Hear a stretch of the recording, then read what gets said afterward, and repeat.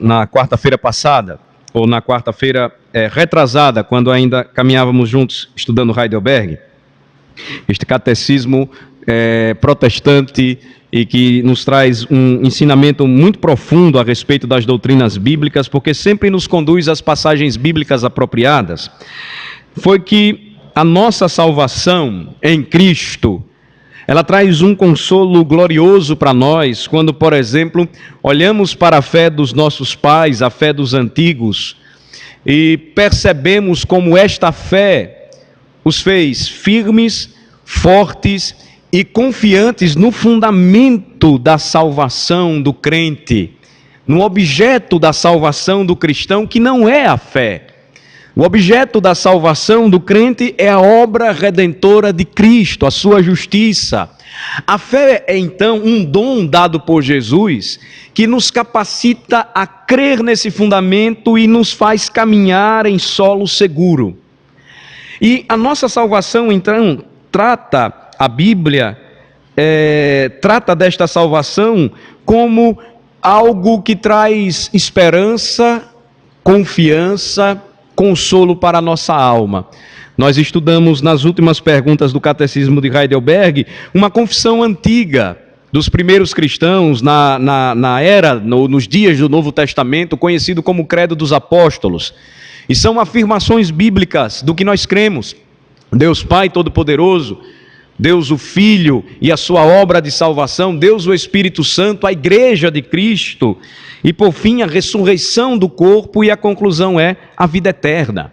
O consolo então que nós temos nestas doutrinas, ele é concluído na pergunta que vimos, que é aquele consolo que nós temos quando nós aprendemos sobre a vida eterna.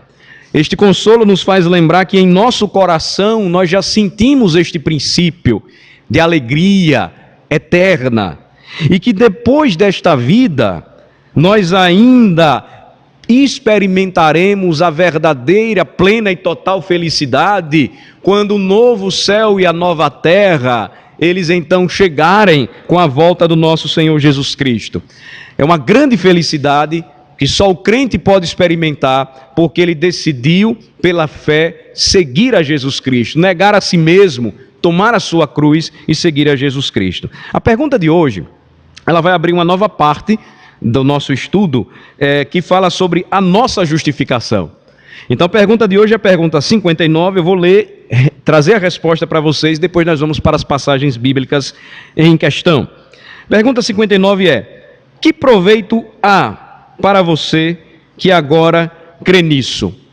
Crê em Deus, crê em Jesus Cristo, Filho de Deus, crê no Espírito Santo, crê na salvação em Cristo, crê na ressurreição do corpo, na vida eterna, no perdão dos pecados. Que proveito há? A pergunta de hoje, a pergunta 59 é: diante de tudo isso, e daí? O que é que isso tem a ver comigo, como crente? Que proveito há para você que agora crê nisso tudo? A resposta é: o proveito é que em Cristo eu sou justo diante de Deus e herdeiro da vida eterna.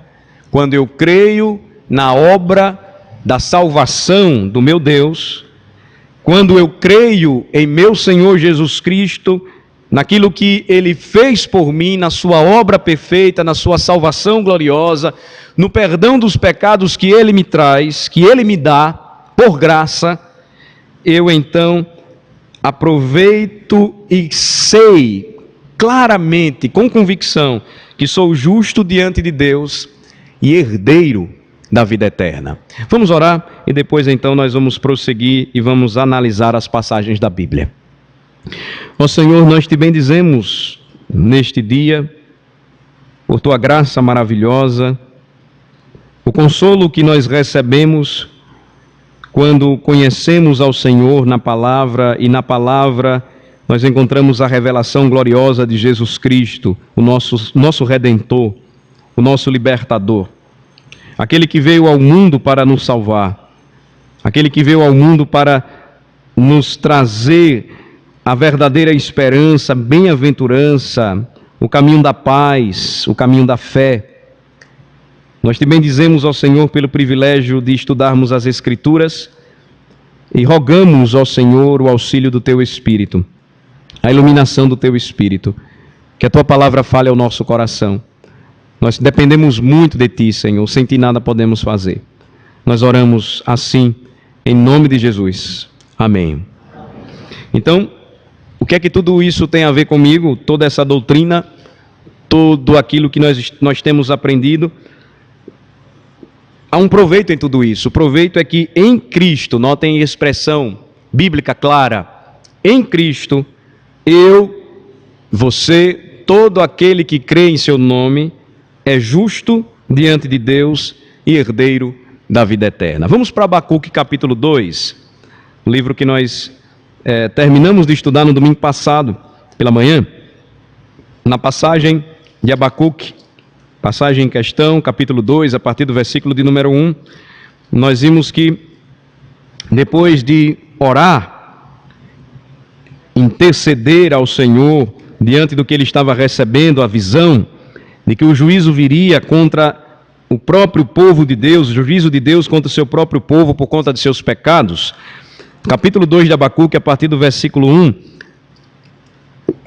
nós encontramos a descrição do profeta colocando-se em um estado de alerta, esperando a resposta do Senhor à sua súplica. E então, a partir do versículo de número 1, eu convido os irmãos a lerem comigo até o versículo de número 5. Vamos ler do 1 ao 5 juntos. Vamos ler. Por-me-ei na torre de vigia, colocar-me-ei sobre a fortaleza e vigiarei para ver o que Deus me dirá e que resposta eu terei à minha queixa. O Senhor me respondeu e disse: escreve a visão, grava sobre tábuas para que a possa ler até quem passa correndo, porque a visão ainda está para cumprir-se no tempo determinado, mas se apressa para o fim e não falhará. Se tardar, espera-o, porque certamente virá, não tardará. Eis o soberbo, sua alma não é reta nele, mas o justo viverá pela sua fé. Assim como o vinho é enganoso, tampouco permanece o arrogante, cuja gananciosa boca se escancara como o sepulcro e é como a morte, que não se farta. Ele ajunta para si todas as nações, congrega todos os povos. Vejam que diante da revelação, da visão que Abacuque teve sobre o que haveria de vir contra o próprio povo de Deus por seus pecados, o povo seria castigado, o povo seria disciplinado pelo Senhor e cairia nas mãos da nação mais poderosa da época e cruel, os caldeus. Esperar, o profeta toma esta decisão, ele espera a resposta de Deus diante da sua oração. E a resposta vem, versículo 2, o Senhor respondeu e disse: escreve esta visão, porque a visão ainda está para se cumprir. Versículo 3, o juízo viria, ele era iminente, mas ainda não havia se concretizado. Ele diz, mas se apressa para o fim, o que está determinado não vai falhar. E ele diz, se ainda que demore, espere, porque certamente virá e não tardará. Palavra de Deus. E então, no versículo 4, que é o versículo chave aí, qual o proveito do profeta, ou para o profeta, esperar aquela visão, a concretização daquela visão, o cumprimento daquela visão? Qual o proveito em ouvir e atender a palavra do Senhor? Qual o proveito em não perder a esperança de que Deus tinha um plano pactual para o seu povo, que ele escolheu um povo para si, que deste povo viria o Messias, o libertador, e haveria salvação para o seu povo? Qual a esperança de tudo isso? Versículo 4 diz, o profeta então recebe a revelação do Senhor: eis o soberbo, o arrogante, o homem impiedoso, o homem louco que não teme ao Senhor. Sua alma não é reta nele. Sua alma não revela retidão, confiança, fé na palavra do Senhor. Mas o justo viverá pela sua fé. Qual o proveito então em você e eu conhecermos toda a obra da salvação do nosso Deus e Pai em Cristo Jesus? Todo o propósito de Deus. O proveito é que em Cristo Jesus eu tenho plena certeza e convicção de que viverei por minha fé. A fé que Ele me concedeu para que eu não desconfie nem por um momento na sua palavra, na sua promessa, naquilo que Ele já determinou para o seu povo. Notem que a expressão do versículo 4 é aquela que mostra ou contrasta com o arrogante, com o soberbo, com aquele que não tem a retidão em sua alma. Versículo 5. Assim como o vinho é enganoso, tampouco permanece o arrogante, cuja gananciosa boca se escancara como o sepulcro, e é como a morte que não se farta. Ele ajunta para si todas as nações e congrega todos os povos. Aqui o Senhor falava a respeito do rei, dos babilônios, dos caldeus, sua ganância em dominar a todos os povos, em subjugar todas as nações, em não se fartar com o seu poder, com a sua conquista, com a destruição, com a violência e com a maldade. Mas qual é o contraste nisso tudo no que diz respeito a Abacuque, o profeta? O justo viveria pela sua confiança inabalável no Senhor. O justo viveria pela fé, sempre, sempre e sempre. Então, aproveito em crer na palavra do Senhor, em tudo o que a Bíblia diz a respeito da nossa salvação, e diante desta gloriosa verdade eu aprendo que em Cristo sou justo diante de Deus. Por isso que o apóstolo Paulo, ele vai citar Abacuque 2,4, justamente escrevendo para a igreja nos dias do Novo Testamento. Vejam comigo Romanos capítulo 5, a partir do versículo de número 1. Porque ele escreve e cita Abacuque 2,4, ou melhor falando, Romanos 1,17. Vamos para lá. Vamos deixar Romanos 5 para depois. É Romanos 1, 16 e 17. Corrigindo-me. Porque Paulo, o apóstolo, ele vem no início da carta aos Romanos e ele cita Abacuque 2,4. Porque a mesma promessa gloriosa e verdadeira revelada pelo Senhor a Judá nos dias do profeta, ela não muda, permanece a mesma. E assim todo crente em todas as eras e em todas as épocas deveria viver. Diante da adversidade, diante do problema do sofrimento, diante da realidade da morte, diante das situações de calamidade, ele jamais perderia sua confiança no Senhor. Nós conhecemos a história bíblica, e se você ainda não conhece, me permita lembrar a você ou dizer a você isto: o que Deus prometeu, Ele cumpriu. O juízo veio com tanta força contra o seu povo, que por 70 anos o povo de Deus ficou preso, cativo, escravo na Babilônia. Mas durante aquele período a fé do povo de Deus foi provada. E ao cumprir este período, que Daniel tentou saber com tanta vontade, com tanto desejo, e foi no livro do profeta Jeremias, a cumprirem-se os 70 anos, ao cumprirem-se este período, estas épocas, ou estes tempos, o que foi que ocorreu? Deus então libertou o seu povo e levou o seu povo novamente para a terra. Deus não falhou no que prometeu.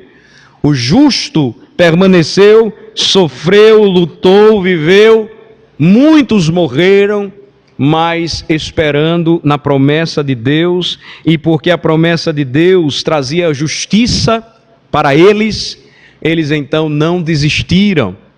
E é esta mesma citação que o apóstolo Paulo ele usa quando ele escreve aos Romanos, Romanos 11, vejam comigo, Romanos 1, versículos 16 e 17, logo no primeiro capítulo. Vamos ler juntos. Pois não me envergonho do Evangelho, porque é o poder de Deus para a salvação de todo aquele que crê, primeiro do judeu e também do grego, visto que a justiça de Deus se revela no Evangelho, de fé em fé, como está escrito, o justo viverá por fé. Então, quando o apóstolo escreveu aos Romanos, agora ele escrevia a igreja de Cristo não mais preservada somente em uma nação, em um povo, Israel, mas agora a igreja de Cristo estava espalhada, e de Jerusalém, então, Samaria, Judéia, alcançou os confins da terra, e romanos agora eram crentes, ou conheceram o evangelho, e o apóstolo diz do desejo dele de pregar em Roma, e de passagem por Roma, chegar até a Espanha. Este era o objetivo dele. E ele se firma neste propósito, primeiramente dizendo no versículo 16, eu não tenho vergonha do evangelho. Por isso que eu estou disposto, eu estou pronto para pregar o evangelho também a vocês em Roma. Está aí no versículo 15. Porque eu não me envergonho do evangelho, eu estou disposto a isto. E ele completa dizendo, porque o evangelho é o poder de Deus para a salvação de todo aquele que crê. O justo viveria sempre por sua fé, vive ainda hoje por sua fé, e esta fé é no evangelho de Jesus, que é o poder de Deus para salvar.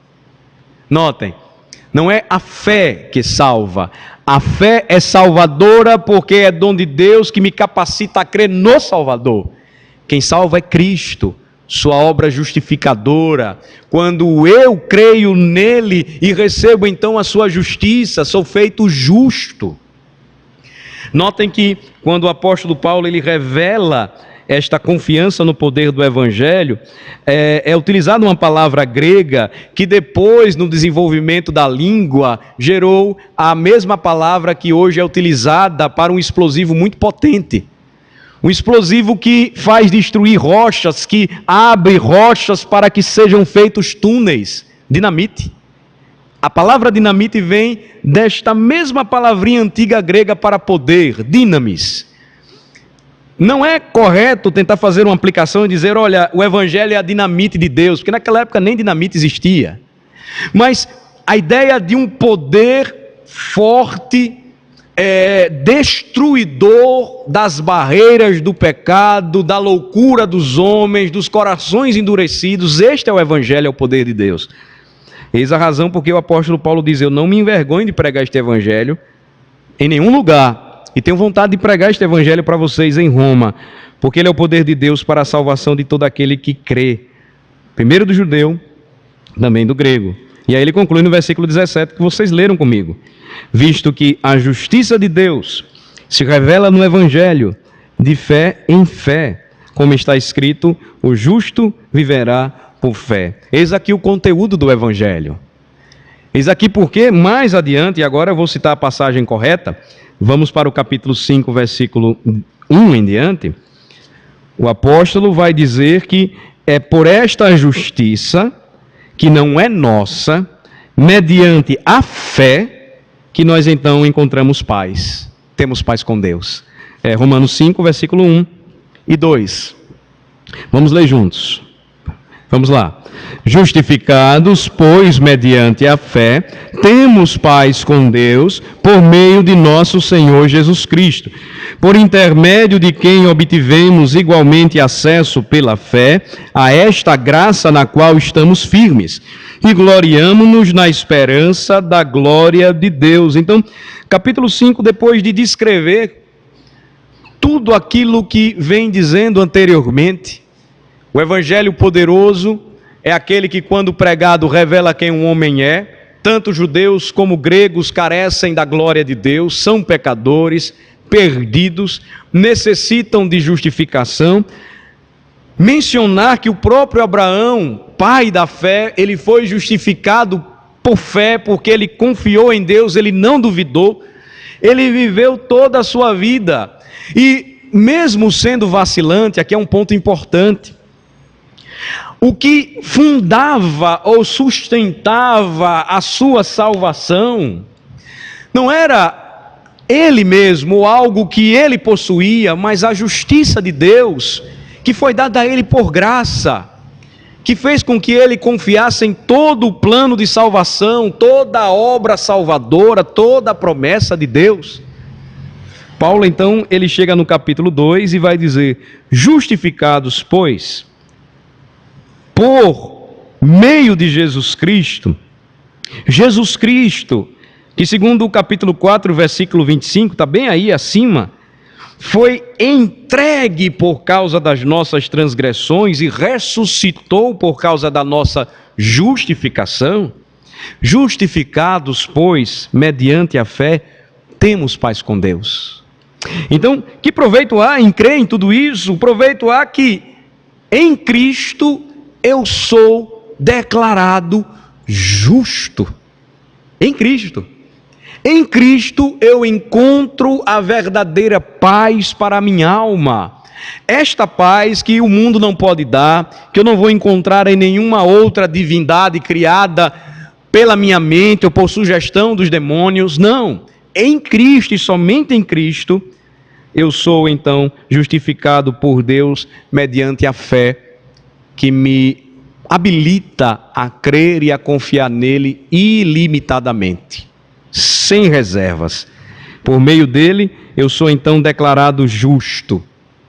Esta justiça, ela não é minha.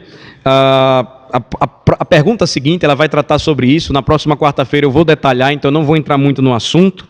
Mas quero lembrar, esta justiça, ela não é minha, não é sua, não é nossa. Mas é a justiça daquele que foi entregue por causa das nossas transgressões, Jesus, e ressuscitou por causa da nossa justificação, o Filho glorioso de Deus. Por intermédio dele, versículo 2, olha aí do capítulo 5, nós alcançamos igualmente acesso pela fé a esta graça na qual estamos firmes, ou seja, a graça da justificação, de ter os meus pecados perdoados em Cristo, de receber dele a sua justiça e ter cravada na cruz, ele que me substituiu toda a minha injustiça, maldade, nojeira de pecados. Ele então, através da sua justiça, ele me concede acesso pela fé a esta graça, e o apóstolo completa, na qual estamos firmes. É o que nos firma. E ele completa, diz, e gloriamo-nos na esperança da glória de Deus. Aí veja uma diferença no que diz respeito a uma doutrina sólida, bíblica, na qual nós nos firmamos e onde por ela devemos caminhar. Percebam, conhecer a palavra de Deus, crer na palavra de Deus e saber por que cremos faz toda a diferença naquilo que faz parte da vida do crente. Vejam só comigo o versículo de número 3, ele vai explicar isso aí de uma maneira prática. Ele diz que não nos gloriamos apenas na esperança da glória de Deus, ou seja, do retorno do rei, mas enquanto ele não vem, em que também nos gloriamos? Versículo 3, vamos ler.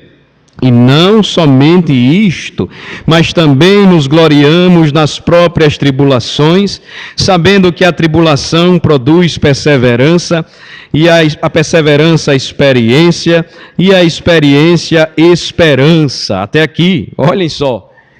Por que hoje é tão fácil pessoas que se dizem crentes, no primeiro entrave, no primeiro enfrentamento, no primeiro problema, deixar a igreja, perder a fé, como se usa comumente a expressão, abandonar a Cristo, senão porque não conhecem de fato a obra salvadora de Cristo? Ouvem um evangelho açucarado que diz aceita Jesus e a sua vida vai mudar. Houve um evangelho falso que diz que a verdadeira fé está em ter coisas, materialmente falando, e não em confiar no Senhor e gloriar-se até mesmo nas próprias tribulações da alma, da vida, da fé. Sem uma base firme doutrinária a respeito de quem é Jesus Cristo, a sua obra, o que ele fez, quem é Deus, sua soberania. Vejam que Abacuque, quando ficou esperando e viu Deus se revelando na palavra, ele não temeu, ele sabia o que viria, Mas aí, como nós vimos, ele conclui o livro de uma maneira maravilhosa, com um canto. Ainda que a figueira não floresça, não haja fruto na videira, o produto da oliveira minta, não haja ovelha nem gado, todavia eu vou me alegrar no Senhor. Só fazem isso aqueles que têm um firme alicerce da sua fé em Jesus Cristo, em sua obra, em sua justiça.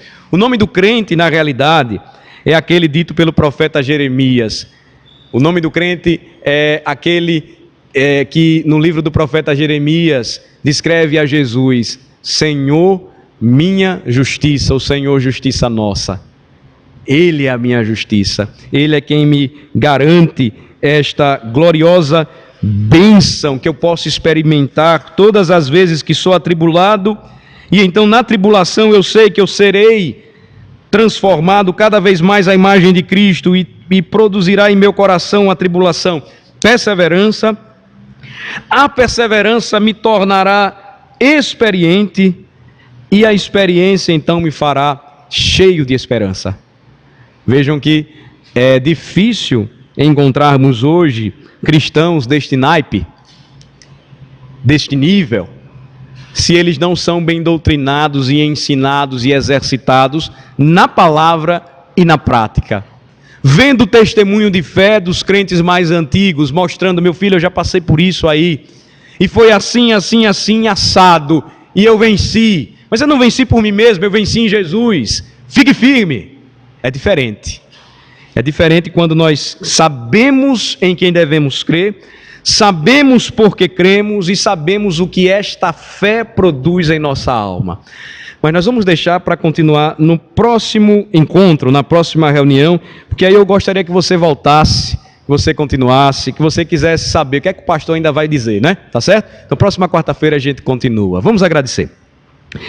Senhor, obrigado por tua palavra bendita, que nos ensina, que nos diz claramente por que devemos crer no Senhor, por que devemos crer no teu Filho Jesus Cristo, o nosso Salvador maravilhoso, por que devemos crer em sua obra, no poder do teu Espírito, na tua palavra. Por que, ó Senhor, todas estas verdades, elas são tão experimentais para nós? O que tudo isso tem a ver conosco? Que diante do Senhor, em Cristo, nós somos justos, herdeiros da vida eterna. Obrigado, Senhor, porque em Cristo Jesus, aquele que morreu pelas nossas transgressões e ressuscitou para a nossa justificação, somos declarados justos pelo Senhor, mediante a fé em Jesus.